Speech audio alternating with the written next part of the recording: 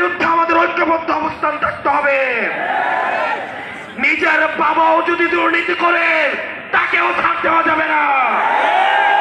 বাবাকে প্রশ্ন করতে হবে 30,000 টাকা বেতন দিয়ে কিভাবে 40,000 টাকার বাসায় থাকে। আপনার ঠিকাদার বাবাকে প্রশ্ন করতে হবে, আপনার ব্যবসায়ী বাবাকে প্রশ্ন করতে হবে। নিজের ঘর থেকে শুদ্ধ অভিযান শুরু করতে হবে। আমরা তরুণ প্রজন্ম আমাদের হাত তুলে দেখাই কারা কারা আমরা শুদ্ধ অভিযানে থাকবো।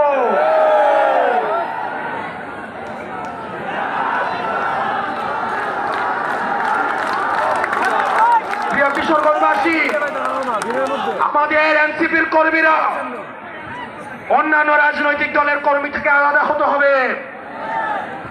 আপনারা নিজেরাও দুর্নীতি করতে পারবেন না, কেউ দুর্নীতি করলে সেটাও প্রতিহত করতে হবে। নিজেরাও টেন্ডারবাজি করা যাবে না, কেউ করলে সেটাও প্রতিহত করতে হবে। সাংগঠনিক ভাবে আমাদেরকে সুসংহত হতে হবে। এই প্রোগ্রামকে লক্ষ্য রেখে কিশোরগঞ্জের সবাই যেভাবে ঐক্যবদ্ধ হয়েছে, আমাদের সংগঠনকে এগিয়ে নিতে এই ব্যক্তিগত গ্রুপিং এর ঊর্ধ্বে উঠে কাজ করতে হবে। আমরা জানি একটা এলাকায় অনেক গ্রুপিং থাকে, অনেক ব্যক্তি রাজনীতি